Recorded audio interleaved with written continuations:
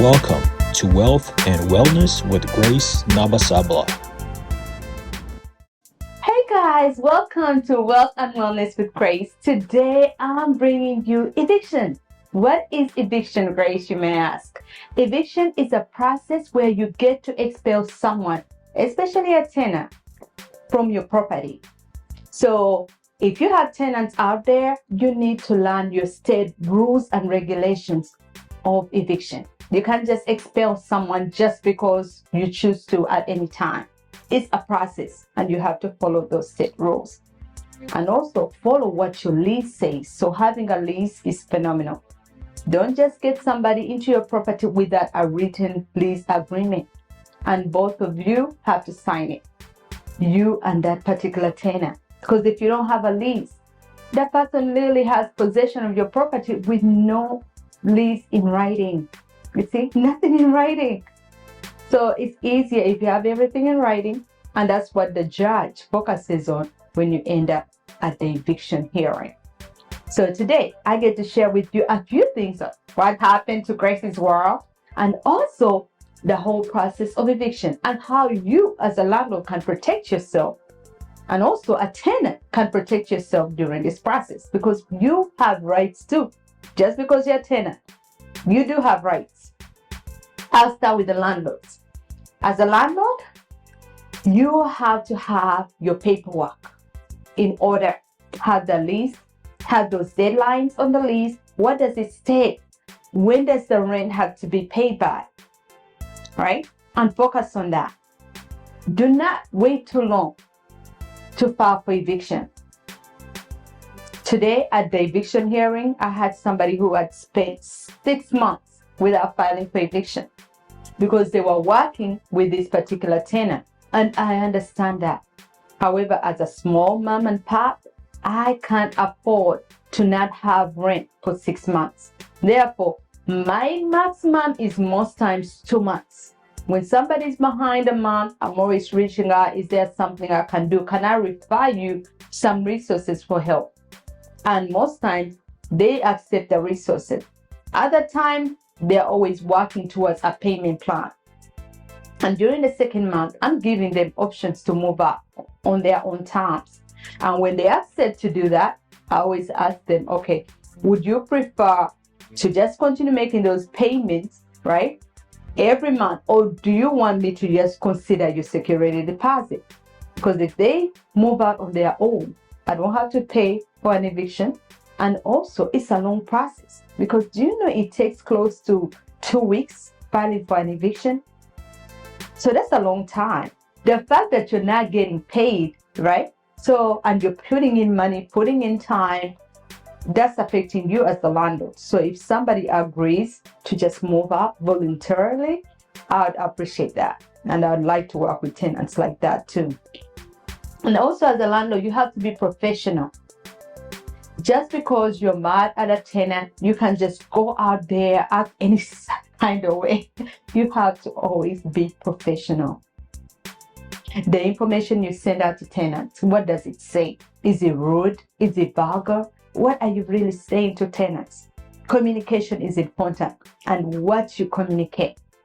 Every time I feel like I'm very frustrated with a particular tenant, I have to step back, read everything that I'm sending them, read it at least 2 or 3 times to ensure that I am not going overboard. I'm not rude, right? Because anybody else who reads those messages will always judge you according to what you said in that message. It doesn't matter how you felt in the moment. It's what you actually said. So make sure whatever you write, whatever you send out there is very professional. Another thing to also consider is to consider the wear and tear. Sometimes we might go to a property and the wear and tear might include worn out carpets, maybe loose doorknobs, right? Scratches on the walls. That's actually wear and tear. So we may want the tenant to maintain our properties to the best of their ability. However, according to the laws, wear and tear is acceptable. We cannot deduct for wear and tear. You see? The things that actually you're supposed to deduct from that security deposit is property damages.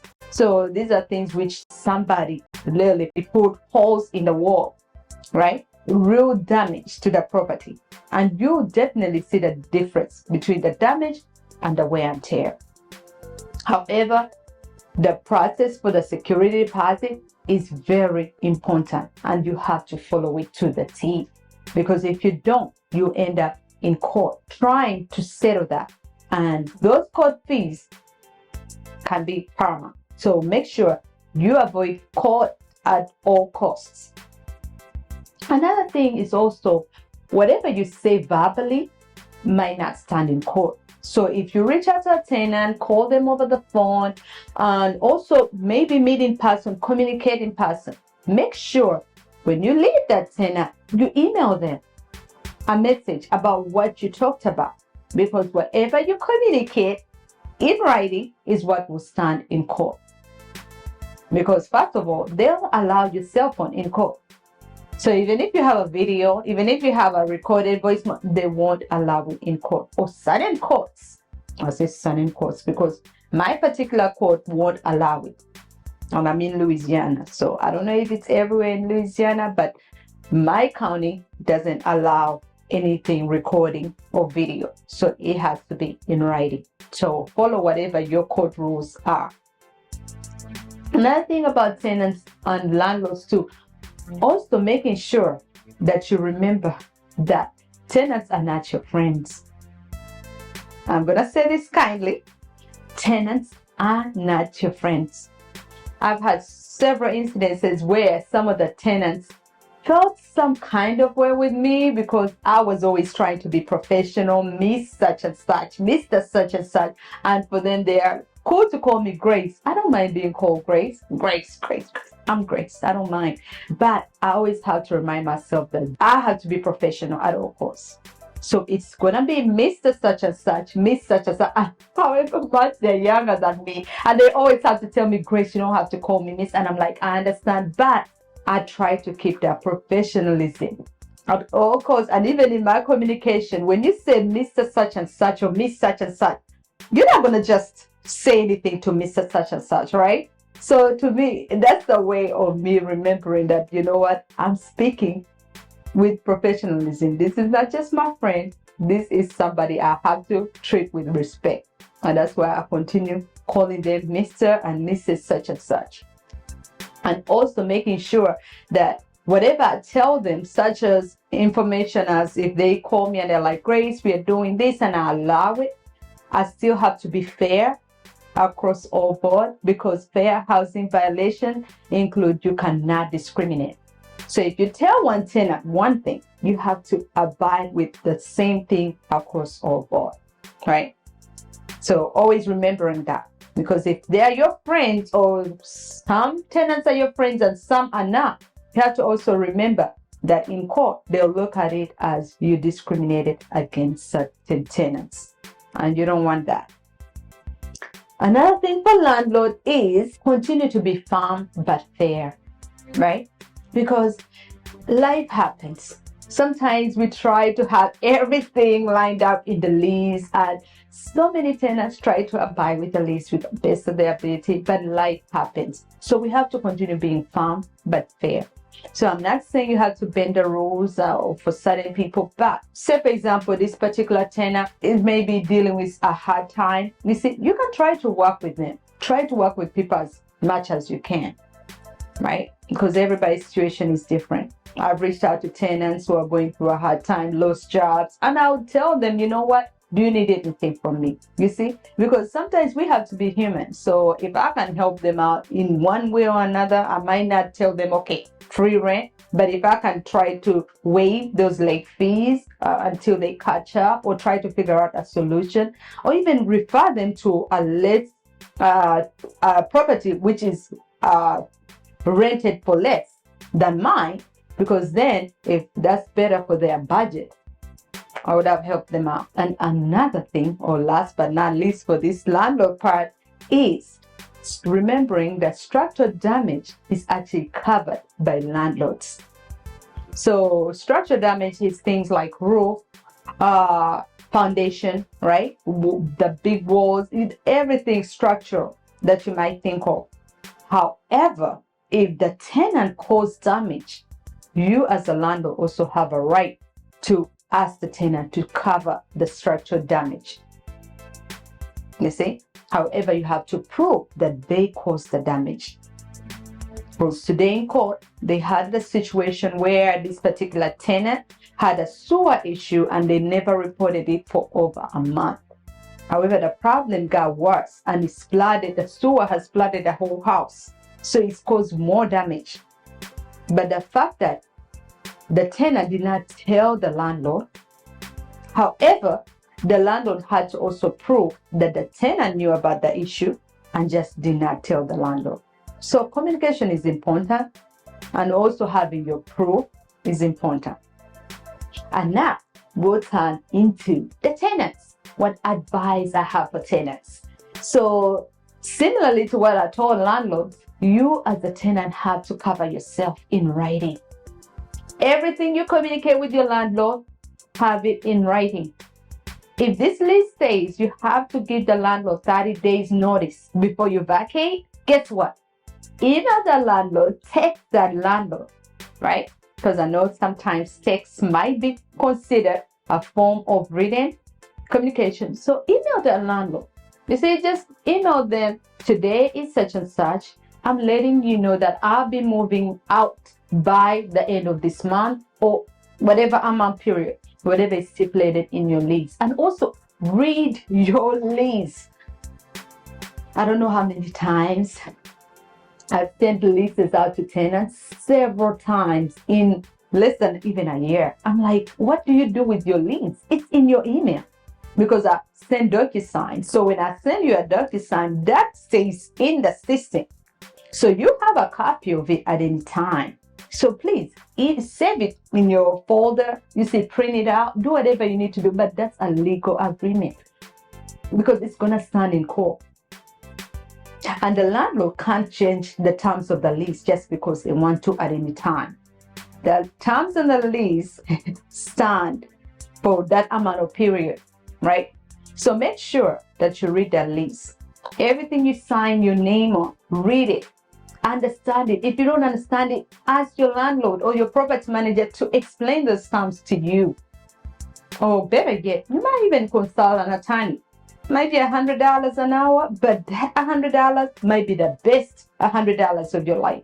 Especially if you don't understand certain terms, because it will help protect you in court. And another thing also for tenants, also to remember that landlords do not go out there thinking that they want to evict you. We don't want to evict you. It costs money and time and it's stressful on both parties. So if you reach out to the landlord ahead of time, you're saving them money and you're saving them time. So if you work out a solution and voluntarily move, that's a win-win for both parties, right? So I prefer tenants to do that. And I still continue communicating with them. And if they move and they want to come back, I'm more open to even accepting them back in my properties because I know they communicated. Because communication is very important. We are not your enemies. No, we are your allies, you see? I am my tenants' allies because I'm looking out for their best interests. Because all those lease agreements, literally, this is protecting you as much as it's protecting me. Because I'm having something in writing. So don't think landlords are out there to get you. Maybe some, but not all of us. And if you find a good landlord, please do not try to just ruin the relationship. Maintain the relationship. Because life is so short, and also life is funny because the same people you meet, they might come back in your life some kind of way. You see, so you don't want to ruin relationships, burning bridges. So if you can maintain that relationship, you never know how you can always assist each other in the future, right? Another thing is always pay your lease on time. I emphasize this a lot because people don't understand that mortgage or whatever we pay on the mortgage has to be paid. The bank doesn't care if the tenant did pay this month. All the bank cares about is their mortgage is paid. You hear me? Those taxes have to be paid too. that insurance has to be paid. Maintenance has to be paid. So if I tell you the stress of most landlords, our stress is up to here, okay? Sometimes it's just unbelievable stress. But when you have a tenant who tells you, "Oh, I thought the bank would just not worry about this month," you just have to tell them that I didn't pay. It doesn't work like that. There's nobody we can go to and tell them, "Can you forgive us for this month?" Right? So that's why we are not your enemy. You need to talk to the bank yourself and see. And better yet, when you get into home ownership, you will definitely understand how it's not easy, because we are all doing our best and also all playing our role. So all you need to do is play your part. And by paying your rent, then I'm able to do what I'm supposed to do. Because just imagine, if you don't pay your rent, do you know as a landlord, I'm still obligated to maintain that property so that it can stay habitable? So just imagine, where is this money coming from? We have to be fair. And that's by treating people the way we would like to be treated. So you do your part, and I'm able to do my part, and everybody stays in harmony, right? So I'm hoping that we understand this, especially. But if you're not able to, that's where the communication comes in. Communicate with your landlord, because we're not enemies. Communicate, and they can always try to understand the situation and also help you, because some people can help you. So try to reach out to them, see what they can do. If they have resources to help, they will help you. All right. Another thing is, we have to be respectful of other people's belongings. You hear me? Home ownership is not easy. Like I mentioned, it's a whole process to getting a house. If you look at some of my videos, you'll see it's not an easy process. So for this particular landlord getting that property, it's not easy. Whichever way they got that property in. Therefore, to trust you with their biggest investment of their life, it means a lot to them. All you have to do is literally just respect it by taking care of it. Because if it's your property, would you treat it like that? Because sometimes I have to reach out to tenants and ask them the same thing. I'd ask them, like, you want me to treat you fairly. However, you're not treating me fair. It has to be fair on both parties, right? So if you're not treating the landlord fairly by disrespecting their property, that comes back to you. Because I believe in karma. Whatever you do to somebody else is coming back to you. So just do right. Treat the property right with respect. Because I remember when I rented, I didn't even have any holes in the wall. Zero. Because I read the lease, and whatever the lease said, I did. And those are blessings coming back to me. You see, and I have great tenants too. Because most times they know that this is what the lease says. And if they want to change colors on the wall, because I always tell my tenants, you know what? I want you to make this property like your home, right? I want you to enjoy it. So if they want to change wall paint, I always ask them, you need to hire a professional, and I need to approve the color. So I'm giving them choices, right? Some people don't allow that, but I do give them choices because I know I want to be in a place that I like. And then if somebody has choices, they also get to stay longer. However, if you're just doing whatever you want, adding this, putting holes in the wall, and disrespecting the property, that's not going to work. Okay, that wouldn't work. So we just have to remember to be respectful of people's belongings. And last but not least, do not, I emphasize this, do not ignore those notices. If somebody puts that eviction notice on your door, because we are required to put those eviction notice on our door or on the tenant's door 5 days after the rent is due. For example, in the lease, it stipulates that on the 1st through the 5th, rent is due. Therefore, on the 6th, rent is late.